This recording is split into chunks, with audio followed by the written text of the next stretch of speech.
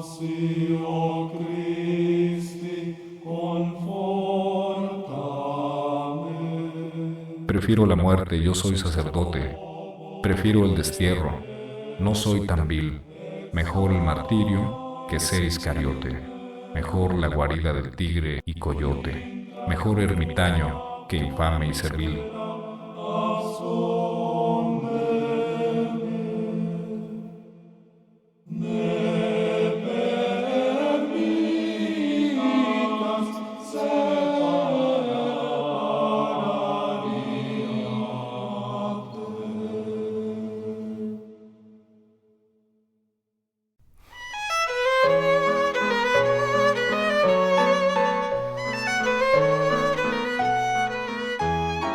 Apenas un año después de dar inicio en México, el primero de muchos periodos presidenciales de Porfirio Díaz, en la población de Sayula, Jalisco, nació Rodrigo Aguilar Alemán, un 13 de marzo de 1875. Y para certificar que realmente había nacido en Sayula, fui al archivo parroquial en donde pues registran los bautismos, y precisamente ahí me di cuenta de que en esa fecha nació y quiénes fueron sus padres: Buenaventura Aguilar y Petra Alemán, papás humildes, sencillos. De hecho, ahí fue bautizado y confirmado en esta parroquia de Sayula. Y de Sayula tuvieron que emigrar a Ciudad Guzmán en busca pues de algo mejor para poder sostener su hogar. Y ahí en Ciudad Guzmán fue cuando él sintió el deseo de entrar al seminario. La sede se encontraba en Guadalajara, pero en algunas regiones tenían algún seminario auxiliar, y en este caso fue Ciudad Guzmán. A él le faltaba incluso hasta lo esencial de su ropa, de tal manera que retrasó como un mes o mes y medio su ingreso para poder conseguir lo indispensable y así ya entrar como interno al seminario auxiliar de Ciudad Guzmán. En el seminario se distinguió por su aprovechamiento, talento y aplicación. Cultivó la prosa y poesía con gran talento literario. Sus escritos eran publicados en los periódicos de Ciudad Guzmán y tenían como temas principales el Santísimo Sacramento, la Santísima Virgen, la cultura cristiana, el sacerdocio y acontecimientos de la parroquia. Terminó sus estudios en Guadalajara, donde fue ordenado sacerdote el 4 de enero de 1905 por ministerio del arzobispo José de Jesús Ortiz. Desempeñó diferentes ministerios en la parroquia de La Yesca, en donde misionó y bautizó a muchos huicholes. Estuvo ejerciendo su sacerdocio en Lagos de Moreno, Atotonilco el Alto, Cocula y Sayula. A la par, el país se incendiaba con la llamada Revolución Mexicana, que había iniciado con la intención de derrocar a Porfirio Díaz y se transformaba en una lucha entre los principales caudillos para quedarse con el poder, dejando muerte y miseria para la mayoría de la población. Pasó a ser el párroco de Zapotiltic, Jalisco, en julio de 1923, donde estableció círculos de estudio y promovió los ya formados. Escribió un piadoso libro titulado Mi viaje a Jerusalén, basado en sus impresiones y vivencias al realizar ese viaje a Ciudad Santa.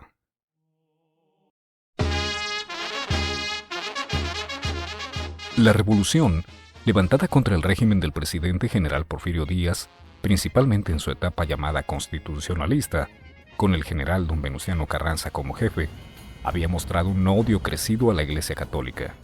Por ello, no es de extrañar que un espíritu adverso a la Iglesia Católica esté presente en la Constitución, llevada a término en 1917 por el Congreso formado en tiempos del presidente Carranza. Tal aversión a la Iglesia se hace manifiesta en los artículos 3, 24, 27 y 130, en los que se le prohíbe establecer o dirigir escuelas primarias. Se le quita el derecho a realizar actos fuera de los templos, poseer bienes. Se prohíbe la existencia de órdenes religiosas y se somete a la Iglesia a la autoridad civil. El espíritu anticatólico que inspiró la Constitución de 1917 se iría reafirmando y teniendo manifestaciones al mismo tiempo que se engendraba un agudo anticlericalismo, repercutiendo en los estados de la República. En lo relativo al estado de Jalisco, la situación fue muy crítica y la persecución tan enconada como en otros estados del occidente y centro de México, particularmente señalados por su fervor religioso y su adhesión a la Iglesia. Concretamente, la diócesis de Guadalajara preocupaba al gobierno tanto nacional como estatal, pues desde comienzos del siglo había adquirido una creciente vitalidad manifestada en campos de la mayor importancia, así en el sector obrero, en el sector campesino y el popular. De hecho, el sindicalismo obrero y campesino en Jalisco era de inspiración católica.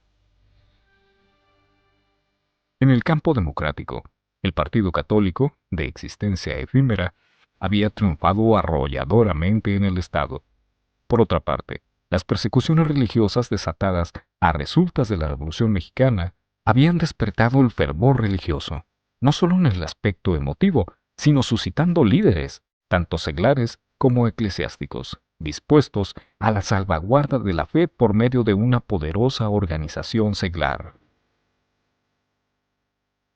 El 3 de julio de 1918, el gobernador de Jalisco, Manuel Buquet, publicó el decreto 1919 del Congreso Estatal, por el cual el gobierno reglamentaba el número de sacerdotes que podían oficiar en la entidad, previa inscripción ante gobernación. La protesta fue general. La Iglesia de Guadalajara mostró en ese momento su potencial espiritual y organizativo. Fue un movimiento compacto, firme, como si se tratara de un solo hombre, y el gobierno tuvo que ceder por las vías legales que sirvieron a la ilegalidad. Así, se restableció la justicia. El 4 de febrero de 1919, el gobierno abolió el decreto persecutorio.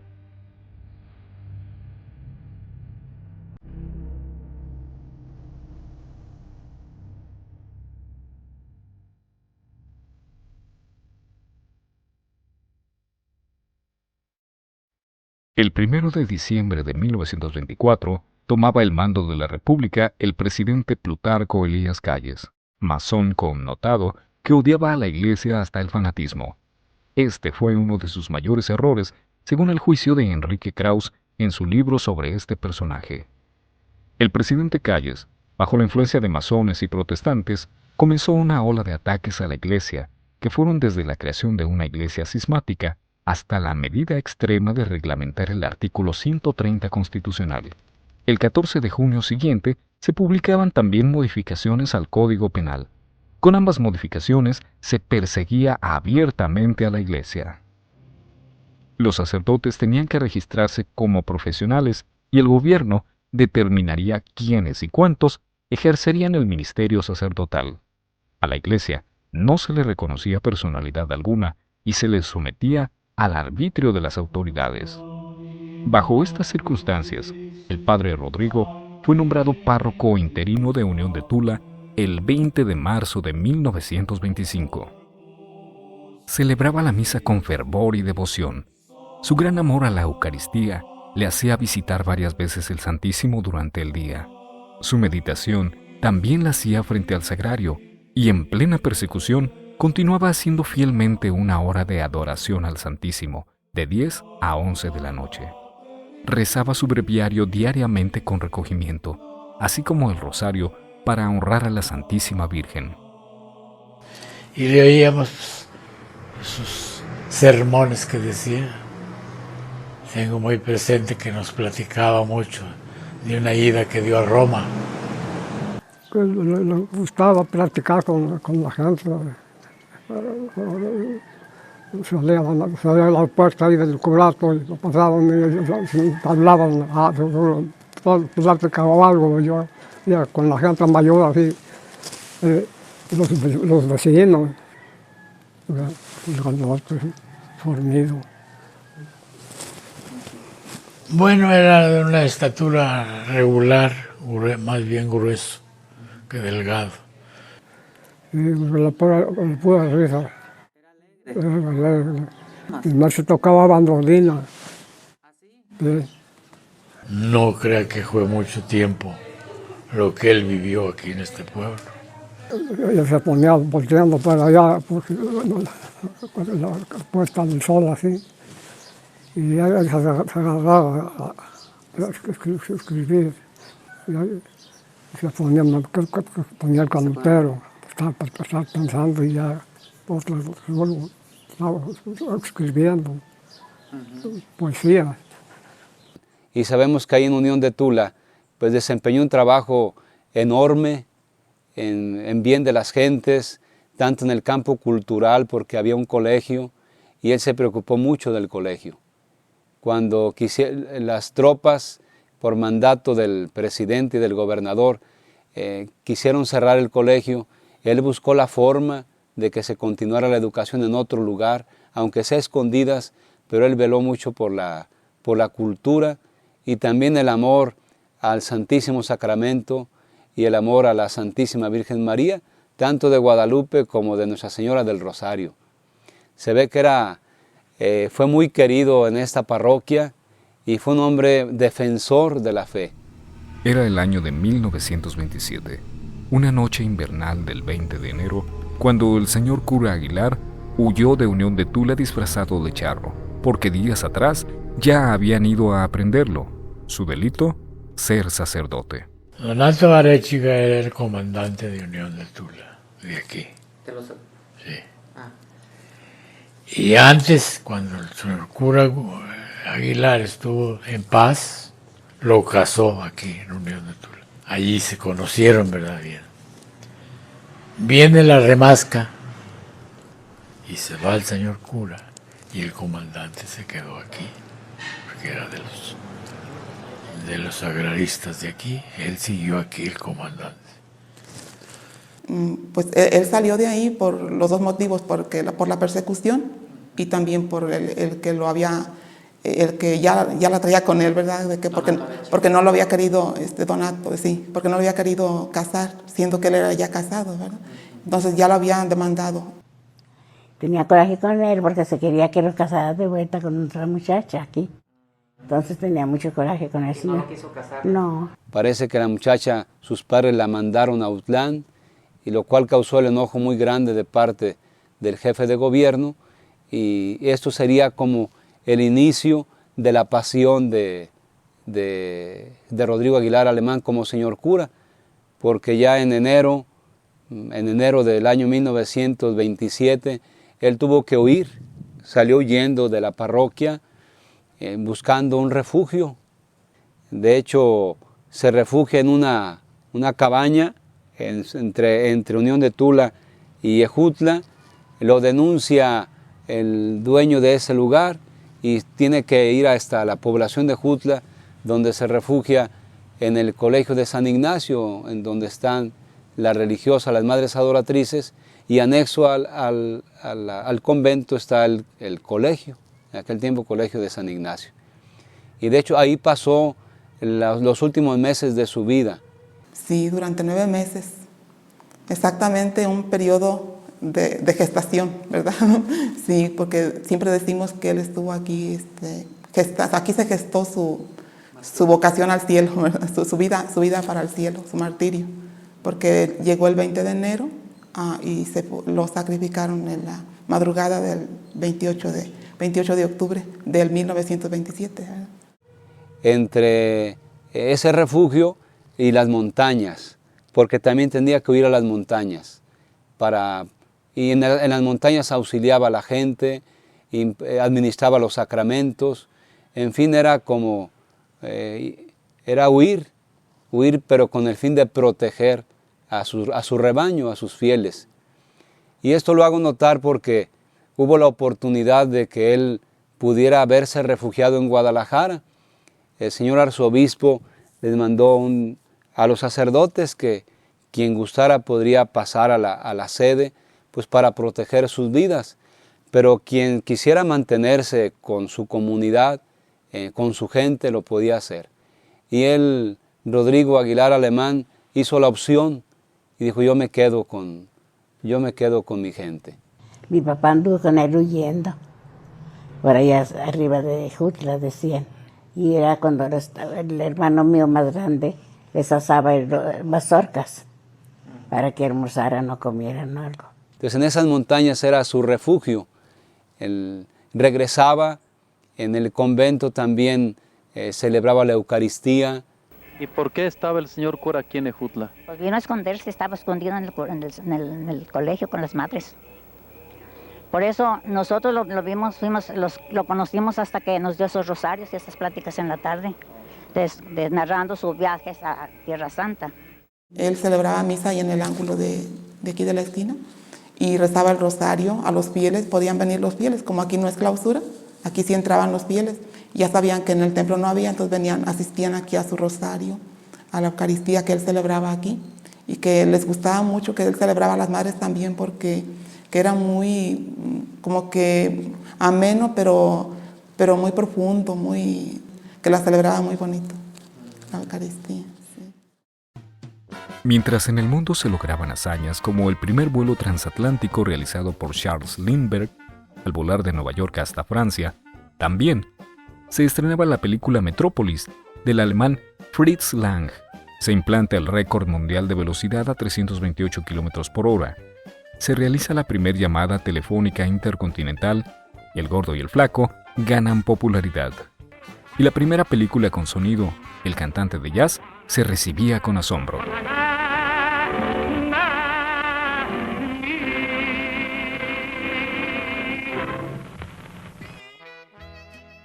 En México, mientras tanto, crece el movimiento armado de los cristianos inconformes por la persecución de que era objeto su iglesia. Esta guerrilla era conocida como los cristeros y se enfrentaban a las tropas del gobierno federal, principalmente en Jalisco, Guanajuato, Colima, Michoacán, Aguascalientes y Zacatecas.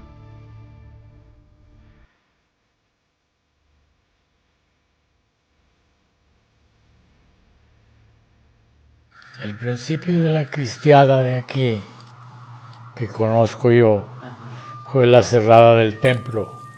Se cerró a las 6 de la tarde, un día a las 6 de la tarde. Se juntó todo el pueblo, llore y llore, pidiendo que no lo cerraran. Pero los sacerdotes dijeron que era una orden que había que cumplirla. Se formó un cuartel aquí de los agraristas de aquí y los que se decían del gobierno de calles, y hicieron cuartel a la iglesia. Nomás le decían a mi madre, compadre, ¿qué traes de nuevo de la plaza? Vivíamos por esta calle. Dice, pues hay borrego, comadre. ¿Cómo? Sí. ¿Y dónde están los populares o el gobierno? Vienen en tal parte. Y así decían, hay borrego. Hay borrego. Ahora cada rato entraban unos y otros, el gobierno y los agraristas y los populares, que les decíamos. Eran dos fuerzas contra uno, ¿verdad? El gobierno y los agraristas. Y los populares eran los que defendían a Cristo Rey. El capitán Buque venía cantando así, de dos en dos, tropas de María, vamos a la guerra. Y en nadie, vamos a la guerra. Y él, o la Virgen de Guadalupe, siempre le gana, pues más lo bueno que lo malo, ¿verdad? En cada combate que hacían, ganaban los populares y peleaba el gobierno. Un día de la mañana, muy temprano, oímos balazos y mi madre cerró la puerta con llave y nos metió debajo de la cama. En la tarde ya pasaron con los cristeros muertos. Eran 6, pasaron en una carreta. Pues no, era muy peligroso. Llegaban unos, daban lata, llevaban otros también. Una vez llegaron los soldados en la noche. Venía mucha gente. Entonces dijo mi mamá, dice, muchachas, levántense, ¿por qué viene el gobierno? Porque no había carretera. Venían la gente por allá, por la Unión, se venían por allá, por el cerro. Ese era el camino. Entonces dice, muchachas, levántense y váyanse, ¿por qué viene el gobierno? Pues yo corrí corrí de la casa y brinqué un lienzo con guisaches, los brinqué y me fui al arroyo, caí al arroyo. Y luego en el lienzo que estaba así, estaba una guástima cubriendo así para acá, muy extendida para acá. Dijo, ándale, allí va uno hijo de un corriendo. Dice, hoy ya va corriendo, porque se me cayó una piedra en el pie, pero no me dio. Se estrelló la piedra. Entonces yo por brincar pronto, y ya dijo, tírale, tírale. No, dice, es un animal que va corriendo. Nomás me tiré, me habían dado. Pues estaba cerquita, como de aquí con Celia, aquí. Cerca de a tiro. Y no, ya me dejaron ir, me fui y arrastrándome me fui por el lienzo, porque ellos le llegaron a que me dieran agua a los caballos al arroyo. Y yo iba por arriba, por el lienzo, así arrastrándome y ellos abajo, pero no me vieron. El padre Rodrigo, para ejercer su ministerio, no tenía lugar fijo. Los templos estaban cerrados y existía el temor a ser descubiertos, ya que de un rato a otro podrían aparecer las tropas persecutoras. Por eso es que los sacramentos los impartía en el cerro, en las casas o en el colegio. Cuidaba desde Jutla que en su parroquia de Unión de Tula no faltara el sagrado depósito convenientemente guardado. Venía una religiosa, la madre Margarita Chávez, y llevaba el sagrado depósito cada 8 o 15 días. En una de sus predicaciones, celebrando la misa en un portal de la plaza, llegó a decir: los soldados nos podrán quitar la vida, pero la fe, nunca. El padre se instaló en uno de los salones del colegio, muy cercano a la portería y muy lejos de la ruta de escape que era a espaldas del convento, programado por las hermanas para los sacerdotes que se refugiaban ahí. También aprovechó su tiempo ahí con las religiosas para impartir los ejercicios espirituales. Es muy común en los sacerdotes, y ya desde ese tiempo, que cada año dedicaran una semana a los ejercicios espirituales, un tiempo más prolongado de oración, de pláticas, de diálogo con Dios, de sacrificio. Y él impartió a las adoratrices sus ejercicios, y no solamente los impartió, sino también él aprovechó para vivirlos. Muy piadoso, sí, muy piadoso y muy eucarístico, toda su fuerza, su energía la sacaba siempre de la oración ante el Santísimo del Santísimo. Un día pasó por aquí un general Izaguirre, llegó aquí a Unión de Tula. Estuvo 2 o 3 días y se fue a Ejutla, o más bien dicho, iba más para allá, pero iba a pasar por Ejutla. Se van, llegan, invaden Ejutla y buscando lo que buscaban donde quiera, buscando cristeros. Y entre los que iban de aquí, iba Donato. El 27 de octubre, a eso de las 10 de la mañana, ya se escuchaba en el pueblo que el gobierno se acercaba, y entre las 11 y 12 del día llegó el general Juan Izaguirre, con una tropa de 600 soldados y agraristas que inmediatamente invadieron el pueblo y el convento. Sí, ese día fue cuando llegó el gobierno. Ya empezaron a escucharse los rumores de que ya venía bajando, que ya venía el gobierno. Él se encontraba aquí haciendo examen a un seminarista, precisamente aquí en esta salita.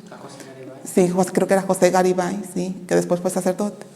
Y entonces en ese momento él estaba aquí, que eran varios sinodales, ¿verdad? Y él era uno de ellos. Él tuvo que, en ese momento que empezaron a rodear los federales, él tenía que tomar unos documentos. No sé exactamente qué documentos serían, pero al saliendo, como que él estaba un poco enfermo de sus pies, se ve por sus fotografías que era un sacerdote rellenito, ¿verdad? Y esto le impidió también poder correr con más agilidad. Salieron del convento, pero fueron alcanzados por unos soldados que preguntaron con lenguaje grosero quién era él. Acto seguido, fue tomado preso junto con el seminarista y unas religiosas. Y cuando es tomado, le preguntan, me parece un hombre muy firme, ¿quién es usted? ¿Verdad? Y él dice, yo soy sacerdote. Y ya iba yo a decirle, y ahí en derecho donde vi domingo, ahí encontré al señor cura que ya lo traían. ¿Quiénes lo traían? 6 soldados, venían 3 adelante y 3 atrás. Y venían 2 monjitas, yo no supe quién serían. Una dijeron que era hermana de Joaquín González, la otra no supe. ¿Cómo lo traían al señor cura? Nomás andando, pero así, por la banqueta, y yo le dejé la banqueta y me bajé, y ya me dijo, adiós, cieguito, adiós, señor cura, le dije. Dije, anda, yo lo acabé de condenar, pero ya lo traigo, ¿verdad? Y ya me fui. Al tomar diferentes rutas, el padre se despidió de ellos diciendo, nos veremos en el cielo. Del convento lo llevaron al templo de la Tercera Orden Franciscana, y como a las 5 de la tarde, fue conducido al seminario, donde fue puesto en el pasillo con centinelas de vista. A mí me mandaron a un mandado y me di cuenta que allí lo tenía sentado al lado derecho de la entrada. No estaba esposado, estaba así libre, nada más lo cuidaba un centinela. Estando él ahí, fueron la Madre Salvador, María del Salvador, y la Madre Carmen Rábago, y ya ellas fueron para allá a ver si podían lograr su libertad, pero no, luego en cuanto hablaron ellas, habló también, estaba ahí el que lo había demandado, entonces por eso, sí, entonces dijo él, no, ese cura debe de morir, y era porque a él no le convenía que lo dejaran libre. Entonces ellas se vinieron, pero cuando se vinieron, que el padre les pidió, el señor cura Rodrigo, les pidió unos taquitos, que se le llevaban unos taquitos de frijoles, pero ya se volvieron y ya no pudieron volver. Hasta tenía como la paz y la tranquilidad para manifestar también su humanidad, decía, pues, unos taquitos de frijoles. Pero dice también los testigos de aquel tiempo, que la mayor parte de este tiempo, de esta etapa de haber sido apresado, la pasó en oración, orando, poniéndose en las manos de Dios. Pues yo creo que él necesitaba este momento la oración, que él fue siempre la fuente de su vida, la comunión con Dios. Eso es orar, es hablar con Dios. Así como Jesús ha de haber dicho, Señor, que no se haga mi voluntad sino la tuya. Y lo ha de haber repetido infinidad de veces en su interior. Ya propiamente en la noche del 27 de octubre del año 1927, ya entre 12 de la noche, por decir, y la 1 de la mañana, cuando lo llevan a la plaza, a lo que es el jardín de la población de Jutla. ¿Usted se dio cuenta de cuando lo ahorcaron? Sí, vi cuando pasaron con él aquí a medianoche. A medianoche pasaron por aquí, por la plazuela esta, para ahorcarlo. Y mi mamá y yo estábamos, y una tía estábamos encerradas en una recámara. Pero yo, al oír la algarabía, porque lo traían con una algarabía, burlas, ¿verdad? ¿Quiénes gritaban? Los soldados. ¿Se acuerda lo que gritaban? No les entendían. Yo no les entendía lo que gritaban, como era una escaramuza de soldados. Yo no entendía lo que gritaban. Cuando venían con él aquí por la plazuela, yo ya me metí yo estuve viendo por una hendidura de una ventana de... ¿Qué es lo que presenció por esa hendidura? Pues que lo traían nomás. ¿No vio usted cuando lo ahorcaron? No, cuando lo ahorcaron no, ya no tuve valor de ver. Yo ya nomás vi que llegaron ahí a la esquina de la plaza. Los soldados se detuvieron al pie de un grueso y alto árbol de mango. Amarraron una soga sobre una de las ramas más gruesas e hicieron una lazada.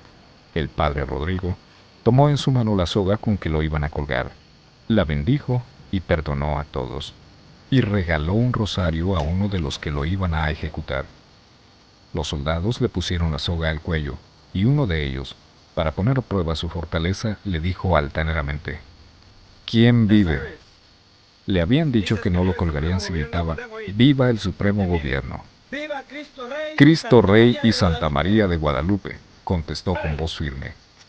La soga fue tirada con fuerza y quedó suspendido en el aire. Se le bajó y de nuevo se le volvió a preguntar. ¿Quién vive? Viva Cristo Rey y Santa María de Guadalupe. Respondió por segunda vez sin titubear y se le subió y bajó de nuevo. Háganlo.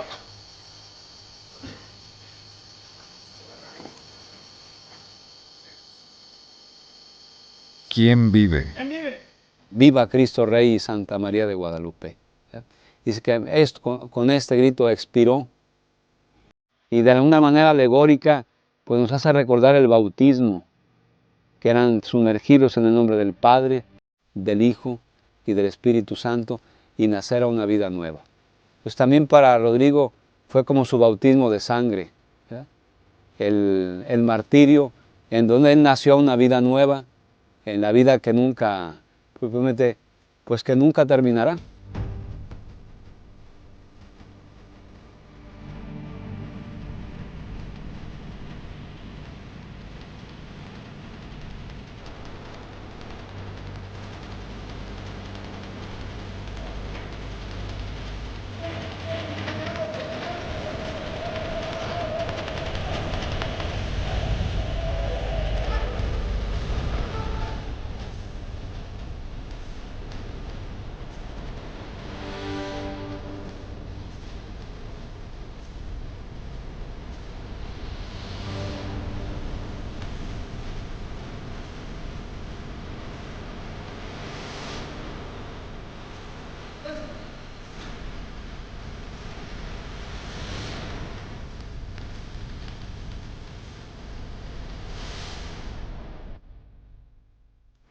¿Cómo cree que no se indigna o no? Quisiera haber sido hombre ese día para defenderlo. ¿Usted no vio al señor cura ahorcado? Sí, todo el día, otro día, todo el día. A otro día, ya, para esto, cuando ya, como no dormimos, ya que empezó a esclarecer el día, ya me asomé yo por una ventana del cuarto y ya vi que estaba ahorcado. Ese día nos corrieron de aquí del pueblo. Nos corrieron y nos salimos a las 6 de la tarde. A las 6 de la tarde, más o menos a las 6 de la tarde. Y cuando pasamos nosotros ahí por la esquina de aquella de la plaza, ahí lo tenían en esa banqueta así atravesado, ahí en una tabla, y lo estaban liando con una soga. ¿Quiénes? Pues don Juan Ponce, don este señor García, ¿cómo se llama? Pues, don Jesús García, y no supe más quién. Benjamín, mi hermano, les ayudó a bajarlo. Lo estaban liando en la tabla para llevárselo al camposanto. Sí, para llevárselo a enterrar. Lo estaban liando con una soga en una tabla para llevárselo a enterrar, con la cabeza para aquel lado. Pero yo todo el día lo estuve viendo, allí, todo el día lo estuve viendo porque quedó volteado para allá, para la casa, así como viendo la casa. Quiere decir que los soldados lo ahorcaron, estuvieron un tiempo y se fueron, y aquí lo dejaron. Lo dejaron solo, y le pusieron, lo dejaron en ropa menores, y con un sombrerito de palmita así viejo, con la copa cuachada, y luego le pusieron el sombrero como burla, ¿verdad? Haciendo burla todo el día de él. Pasaba uno hacia flanco derecho, lo volteaban, flanco izquierdo y lo volteaban. Así pasaban los soldados y burlándose de él. Yo venía de vago porque estaba aquí lleno de soldados. Yo no les tenía miedo a los soldados por mi edad. Y vine una vez hacia el Mango y no llegué hasta hasta donde estaba la segunda parte del puente. Ya lo vi colgado, que estaba como con unos 8, 10 centímetros, 15 centímetros del suelo. En este mango sí había una rama hacia la orilla que después la tumbaron.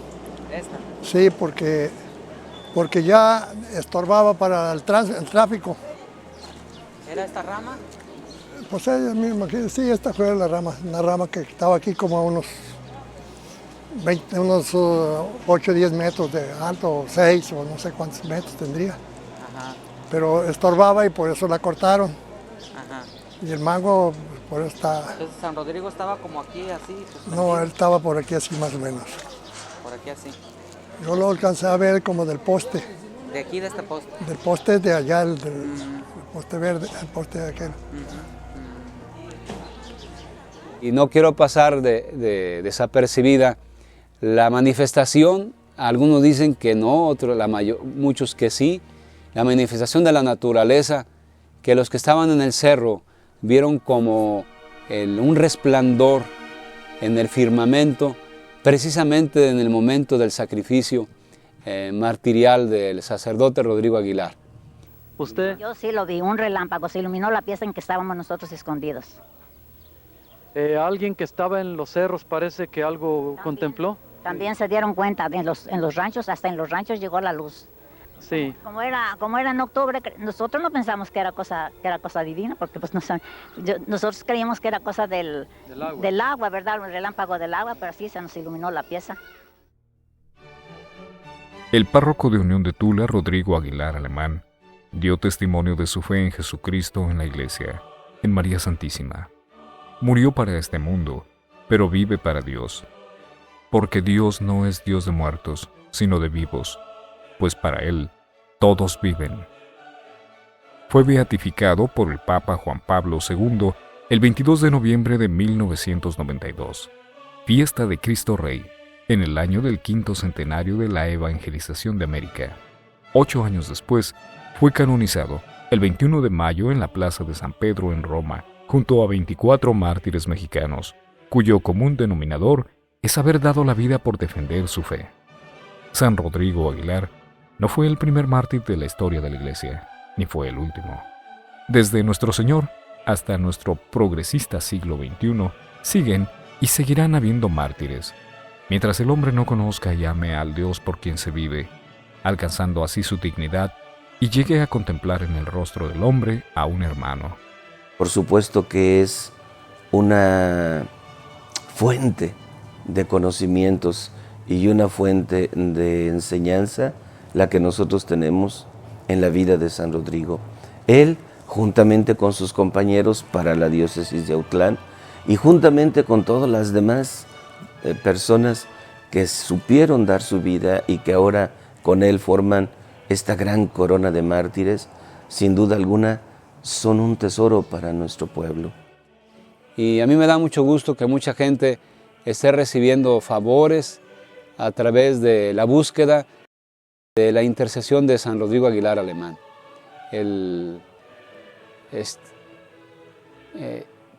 A mí me da un sentimiento, ¿verdad? Porque mi papá ha estado enfermo y él ha tenido mucha fe en San Rodrigo.